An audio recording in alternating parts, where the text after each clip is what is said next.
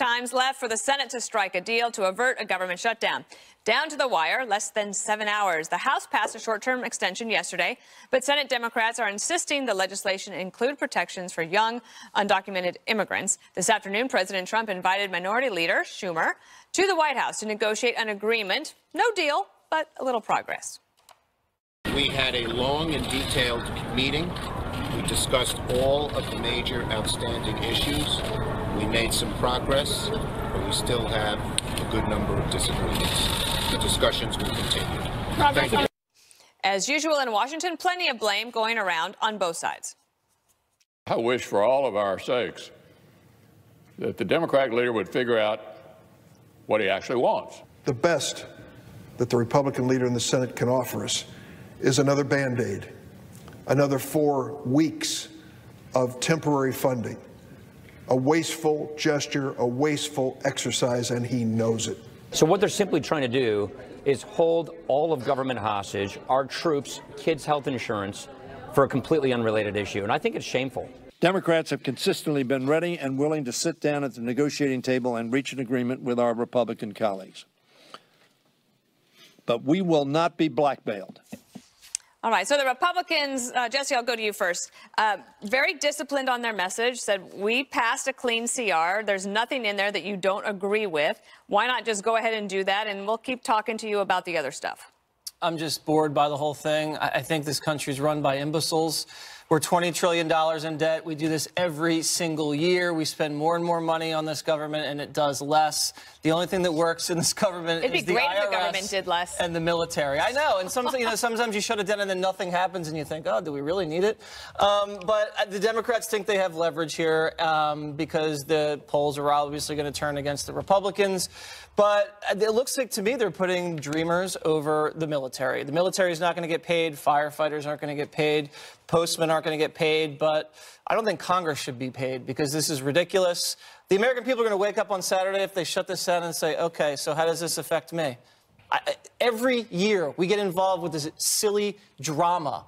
These politicians pull us into their silly drama, and everybody with the countdown clock. It's ridiculous. I'm sick of it. You're going to be great for ratings today. If this happened in a normal company, and, you know, they had the quarterly deadline, it would never happen in the private sector. It only happens with these guys.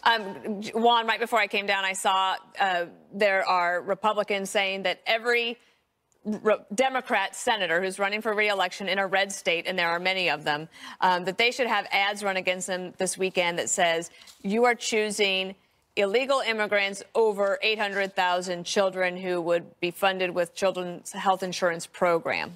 Effective? No, there's just so easy to counterattack because obviously you could have passed the CHIP program, the Children's Health Insurance Plan. At any point, the Republicans didn't do it. And so now you have a situation where you have Republican in the White House, Republican House, Republican Senate. They have not been able to reach a deal. They can't pass a budget. So we come back to then the argument about the Dreamers. And you hear, and Jesse just reacted to this. He said, oh, it's about the military or it's about something else. Guess what? It's all about President Trump causing chaos, and people don't know how to deal with it. People don't know exactly, well, even Republicans don't know exactly what it is that Donald Trump is willing to sign here. They thought they had a deal. I just want to sign the budget, Juan. Well, if that's the case, then Republicans have the majority. Why are you filibustering in the Senate? Nobody's filibustering. Sure you are. No, they're not. You need 60 votes to pass. Yeah, you need 60 votes, Juan. That's right.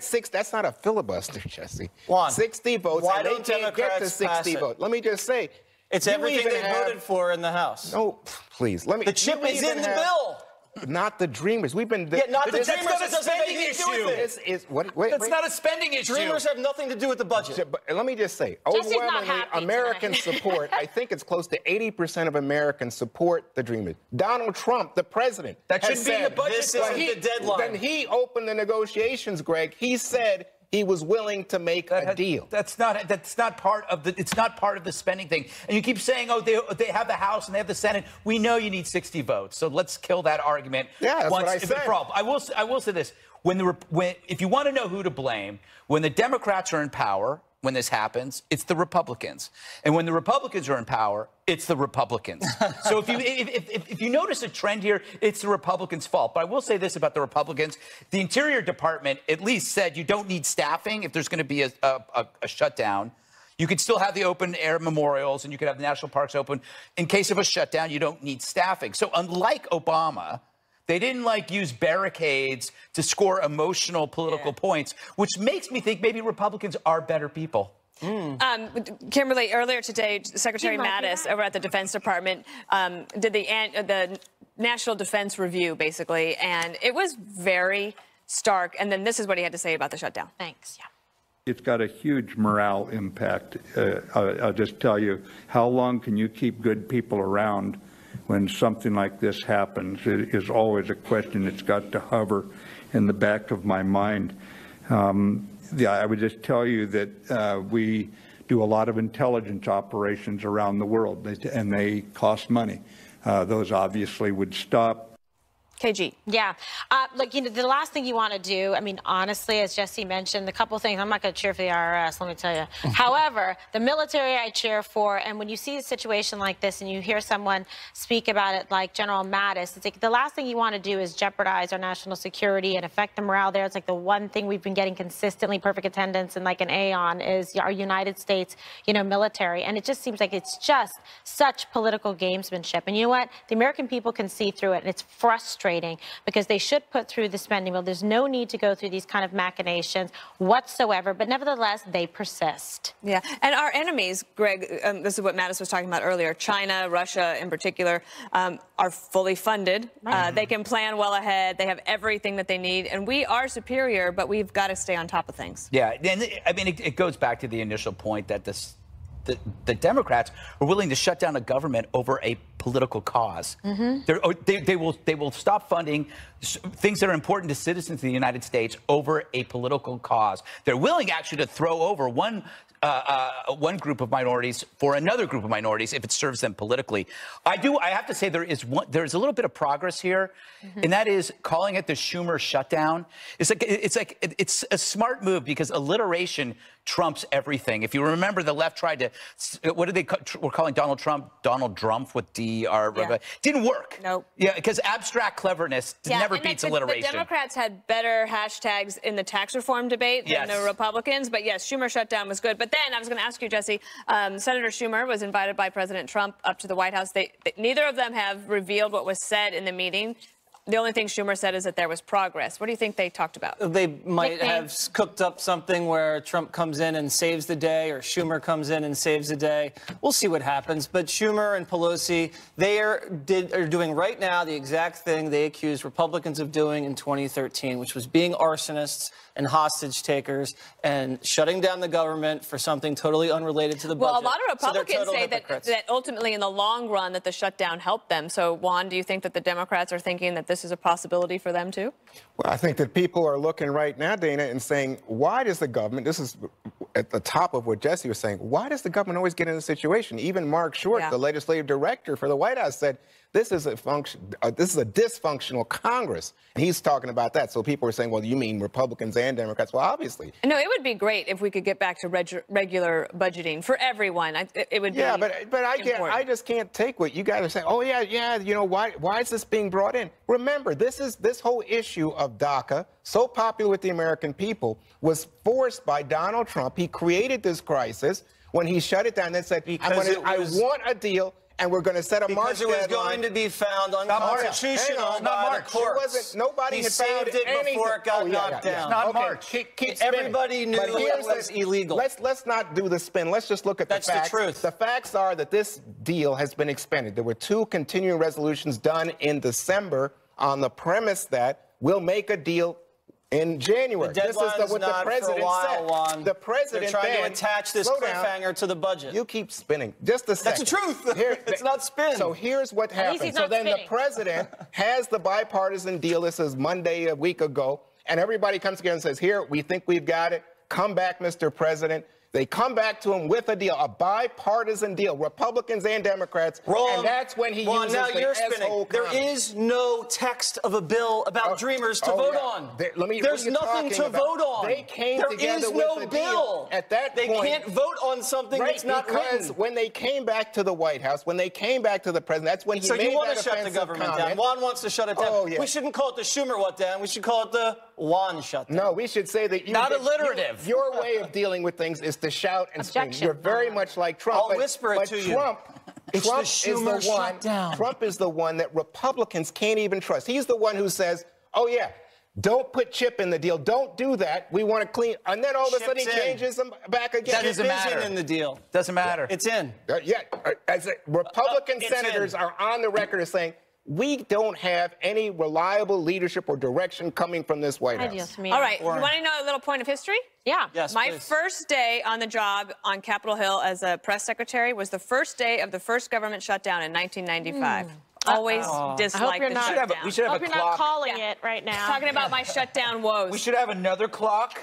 This clock right here for the next shutdown. Like, just move ahead. Just have it. It's Clocking. It's going to Like happen. 3 This months. clock. Stupid clock. Yeah, or actually, it could be even next week if they get this CR done. All right, U.S. history made today at America's biggest annual pro-life rally, the March for Life milestone. Next. It was only a matter.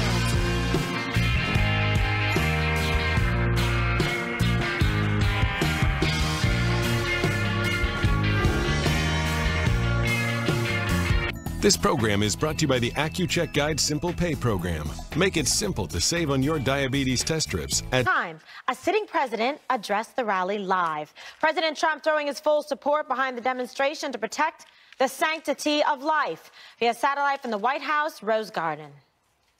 Under my administration, we will always defend the very first right in the Declaration of Independence, and that is the right to life. We are protecting the sanctity of life and the family as the foundation of our society. That is why we march. That is why we pray. And that is why we declare that America's future will be filled with goodness, peace, joy, dignity, and life for every child of God. Previous presidents like Ronald Reagan and George W. Bush addressed marches via phone call or a recorded message. Dana, so let's talk about that from a historical perspective. Well, it's an amazing march, and I think, wasn't it you, Juan, that was at a hotel last year or the year before, and there were all the young people there that they were there for the march, and it's a real moment for these young people who are pro-life supporters. They always get there. Thankfully, the weather wasn't as bad as it usually is for them. But this corresponds with a time when you see that attitudes towards life are changing. And partly, I think that is because of science. That the science is starting to show that earlier and earlier babies can be born and survive if they are born prematurely. And also, I think that there is something to be said about all the benefits that we have from technology that are showing us what we might believe in our hearts is that life begins at conception. But now you can actually see it more, and that's made a big difference. Okay, Jesse, what did you think about this? Good that he addressed them live. Yeah, it was a great address and a big victory for the pro-life movement to get the sitting president there live, obviously. And the evangelical movement and the pro-life movement's been very supportive of this president. And for someone that didn't really come from a very strong kind of pro-life evangelical Christian background, he's really delivered on a number of levels for this movement. They really did help him tremendously during the campaign. Exactly. Stood by him. You know, despite his background, they really did, especially in Iowa and other places like that. And, you know, he had Barron very late in his life. I think he wasn't always pro-life. He evolved, as the Chief of Staff, John Kelly, would say, on this issue, and has come to a pro-life position. I think when you're older and you have children, it definitely wakes you up, and you see that baby or the fetus as a life, and that's changed him as a person. All right, fantastic. Okay, Juanito. You guys still have a quizzical look on your face. Well, I was listening to Jesse because that's his I oftentimes am. But Jesse, you kept talking about he has evolved, as the Chief of Staff might say, on other issues. On this issue, which is often, to me, I just don't get why people who are strongly pro-life would say, oh, yeah, we're going to embrace this guy. This guy understands this, or this guy, you know, in his heart is with. No, it seems to me it's politically expedient for someone who is running on the Republican side. You don't know what's in his heart when he had a child and he saw that child. No. What I know is what's on the record, Jesse. And what's on the record is Donald Trump saying, I am pro-choice for most of his life. That's what the man said. President Obama evolved on gay marriage. Oh, here we go. Definitely you love changed to go position. to Obama every time. But that's actually the identical, the identical argument. It's not the identical argument. Great so? point, How could it not Jesse. be? Great point. I thought so. Actually, I think it's not as quite, because you can imagine that President Obama actually didn't have a problem with gay marriage, but said he did.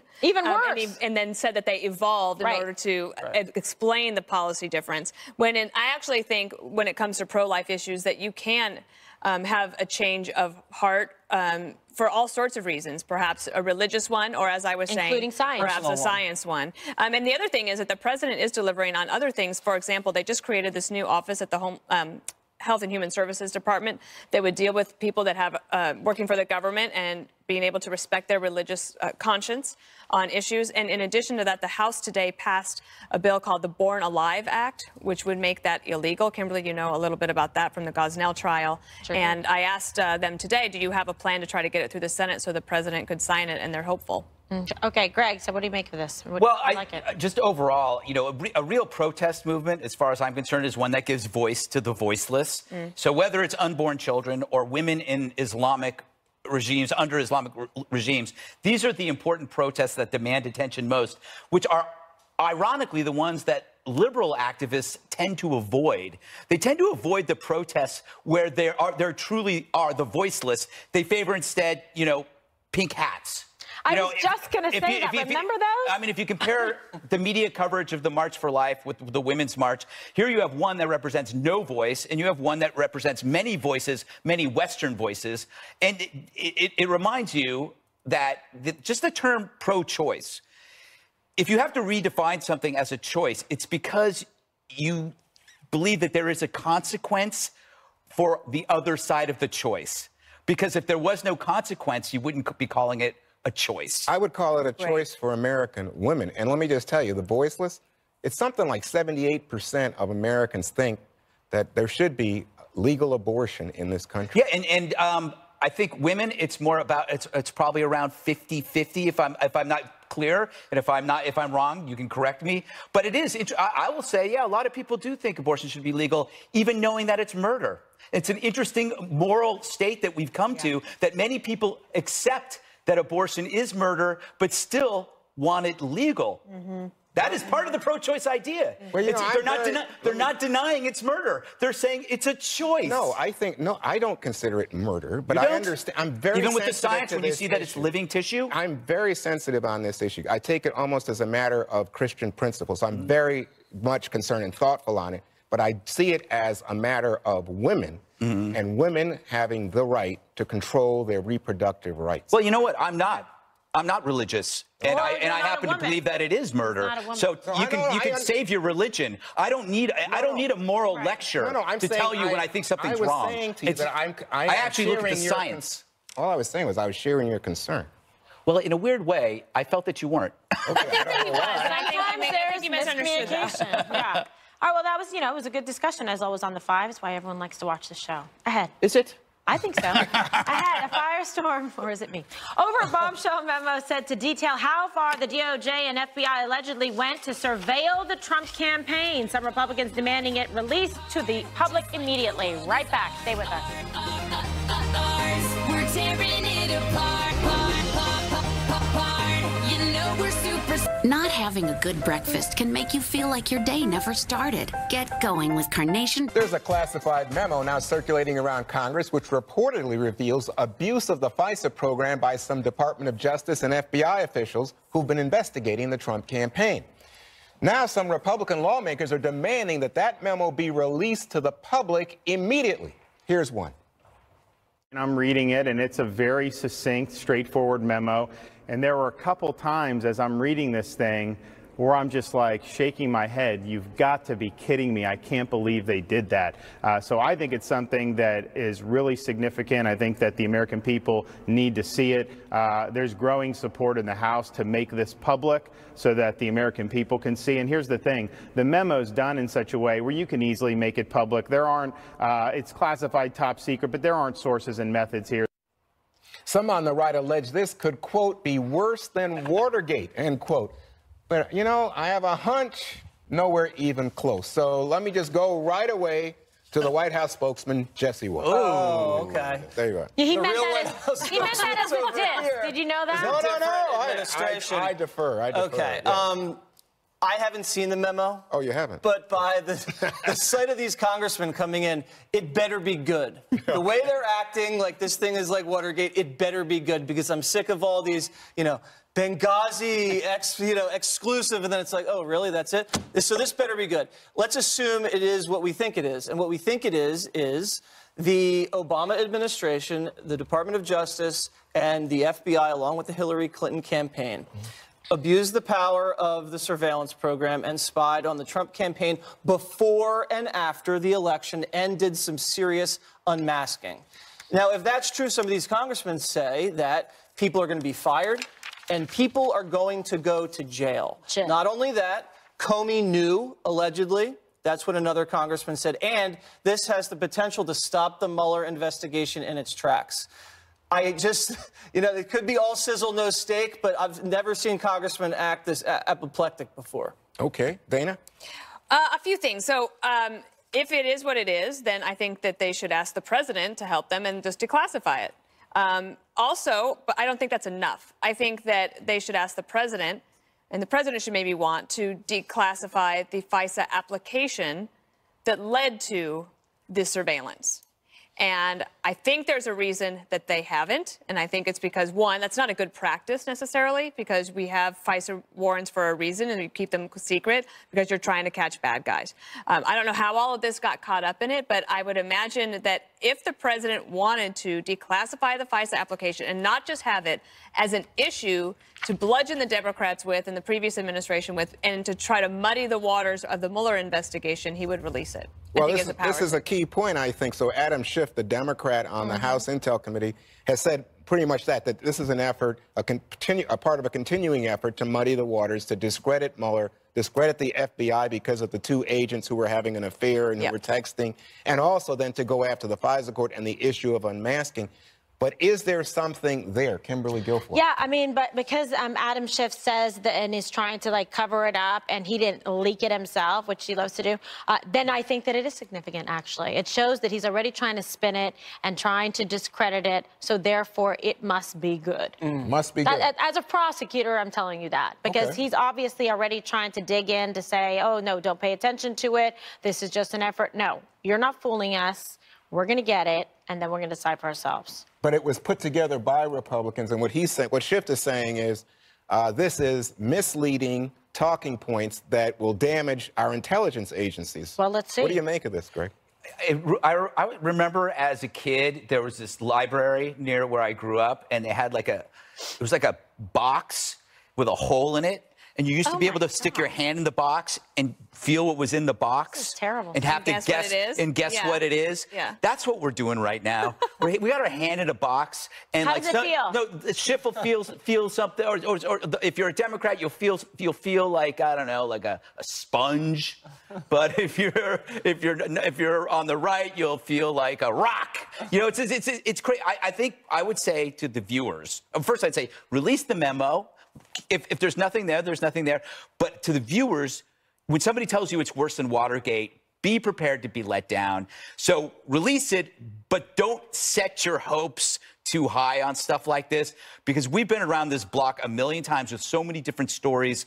And if you jump on every one of these stories, you're going to break a hip. I talked to a congressman that read it, and he said it's underwhelming, and it doesn't quite. Everything in life is underwhelming, except for President Trump. But I think if the president was asked, will you release the underlying FISA application along with this? No, he's not going to do that. Well, he might, and then that way it would be clear, and then everybody would know everything. It's all emo. Well, I think with an M. I think we see a lot of conspiracy theories on the right, though. The fastest. None on the left either, right? How convenient. Okay. End of President Trump's first year in office. What do some of the youngest Americans think about his performance so far? Cue the Kimmel tape. How do you think Trump has done in his first year in office? Great. What do you think he's done that's so great? To save the world. He saved the world? From what? From harmony. I think he needs to stop threatening North Korea. Why? Because I don't want to get nuked. Can you do an impression of him? It's gonna be great. China, China, China. Here's your paper guys. Can you do an impression of the president for us? You're fired. Oh my God. All right, Greg, the Chinese imitation kid, I think he stole the show. How many kids, let's be honest, you've done outdoor stuff. How many kids did they have to run through for that segment? They probably had to interview like 10,000 kids. That took a while. By the way, it does say one thing. I mean, these kids, 50% of their life has been lived under Trump. Yeah. You know, so he's kind of like the most famous person in their lives. You know, it's just like, it's like evil Santa to them. But Dana, what do you think? I love, oh, I wish I could hear what she's saying. I always love these things with the kids. I don't like it so much with the adults when they're making fun of them, you know, like for not knowing stuff. You mean like what I did? Yeah. All right, so Dana doesn't like Watersworth. Juan, what do you have? Oh, she's not taking it bad. I would just feel bad for people. Okay, I know you're very sensitive, Yes, and that's I am. good. Are the two of you okay? Yes, we're okay. Let's move it along. Well, I like the whole theory because I remember what Art Linkletter used to do. Kids say the darndest things, and I thought, for example, it was so surprising when the kid said, "What has he saved us from harmony?" I was like, "Whoa, that's pretty funny." Did the kid set that up, or did he not know what he was doing? I think it's pretty authentic. I don't think this is staged. No, but it was so cute. I mean, I thought all of them were very funny. I like it. Like the "You're fired." All I of don't them. think it's cute. Well, no one's asking you what I'm so tired of people go, "Oh, this is so cute. Look at the little. Oh, isn't it adorable when children say things?" No, it's not. It's an old idea. Okay. It's dumb. Speaking of adorable, yeah, roll over. Vladimir Putin never misses an opportunity to show the world his bare chest. Even freezing temperatures wouldn't keep the Russian leader from taking his top off. Now stripping down for a dip in an icy lake to celebrate Epiphany. Hot. You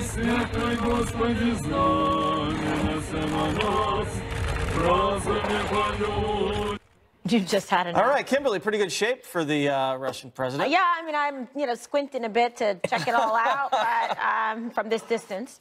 Yeah, but when he has an opportunity to go GQ, he does. So there you go. Let Putin be Putin. Never miss an opportunity to be GQ, right, Juan? Well, I don't know about him showing off how masculine he is, but I must say, taking the polar plunge there, that's pretty wild. Did he have his pants on while he's doing this? Is that what it is? God. I didn't wonder that, really, myself. I mean, it looks to me like He probably put on those big Uggs when he got he's out. not. But like, if you go out to Coney Island, those people are actually in bathing suits. I know. Well, you got to cover it up. He was probably responding to the Trump health report. He was like, "No, I'm the macho guy. I'm Absolutely. He was like, "I don't need a doctor. I will show you." Show it all. What about you, Greg? What'd you think? Hey, who wouldn't want to collude with that? He's tampering with more than just elections. He's tampering with our hearts. Oh, that's so sweet. What did you think I was thinking? Not sure. Nothing at all. All right, finally, Chelsea Manning's running for Senate, and she's probably not the only unconventional candidate we're going to see this year. The Hulk is now responding to a request he run too, and he didn't completely rule it out on TMZ. If I run, I will win. Brother, I don't want to run, okay? I have a great life here on the beach. Right now, this moment, it's a flat-out no. Is it possible next month it could be maybe or yes? It could be. That sounds like you're not saying no.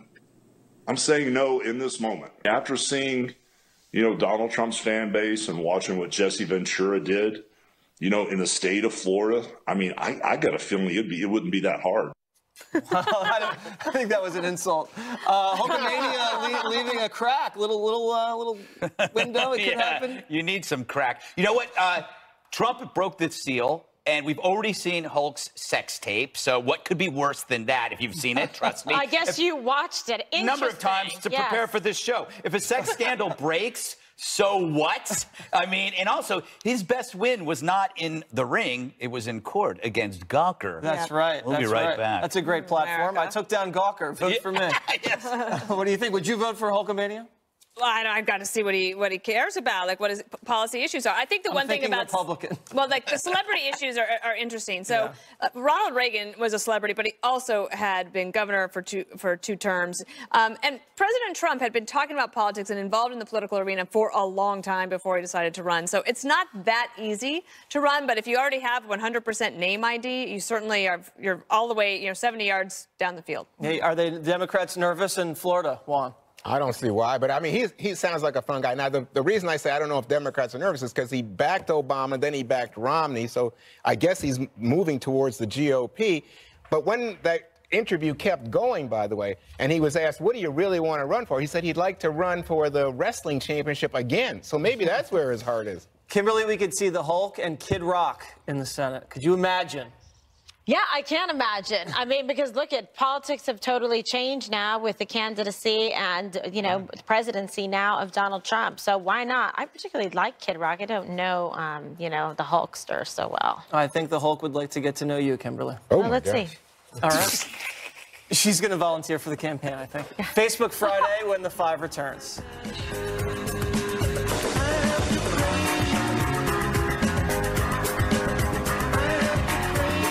Mountain Dew, the healthiest drink in the world. Facebook Friday, your questions answered now. Here's an Olympic-themed question.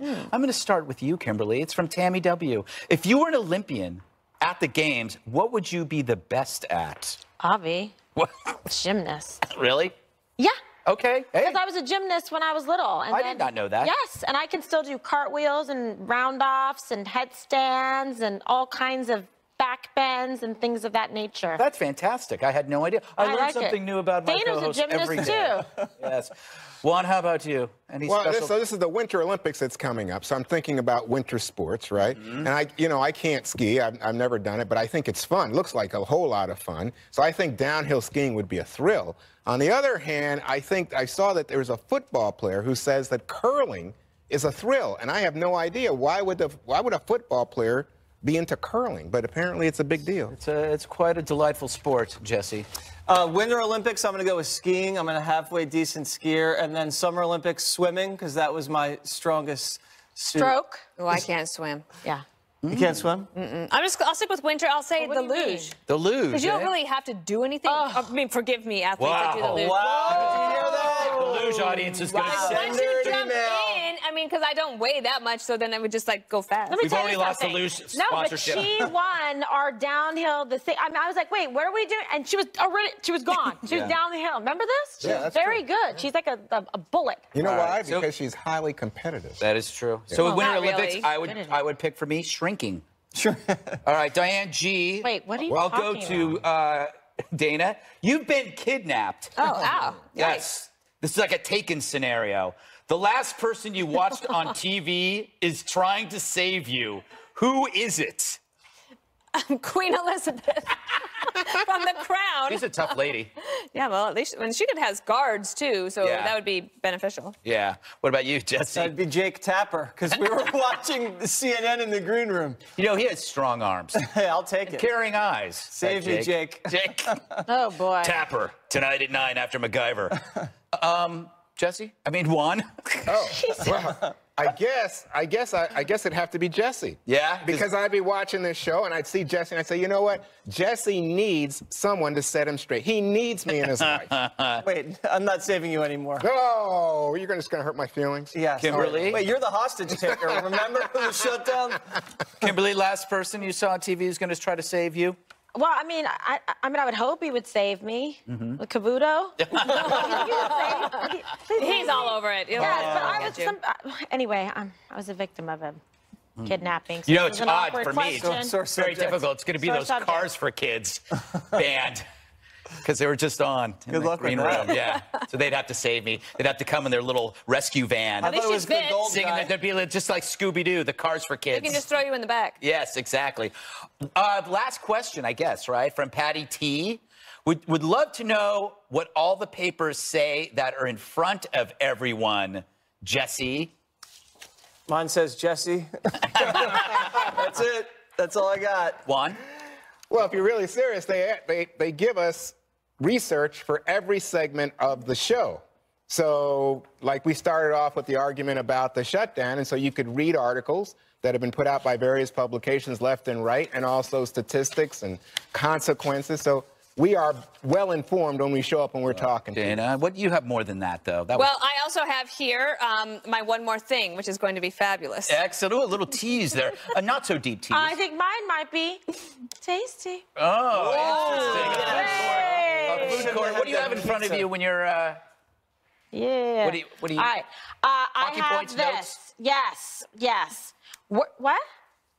Show them my notes? Oh, that's Whoa, great. I wouldn't do that. What do you No. Worse than Watergate, Republican lawmakers call for the release of a memo that allegedly reveals FISA abuse by senior DOJ. You know what? I'm always like multitasking, so like I have to go to the shopping after. After this show, so I was just working on my shopping list. If you can see, it's like I'm getting a tarp. Oh my God! I'm getting my rubber gloves, face mask, and a meat cleaver. Wait, there's something else you have down there. What? Oh my goodness! I forgot I had this. I just picked this up along the way.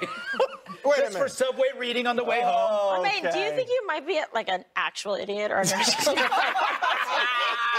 very well read. Yes, exactly. In Touch. Who knew it still existed? Anyway. Everybody knows now. Yeah, one more thing now you're in trouble. Oh, God. Candace, 2 minutes. Too late for lunch. Stock has saved it.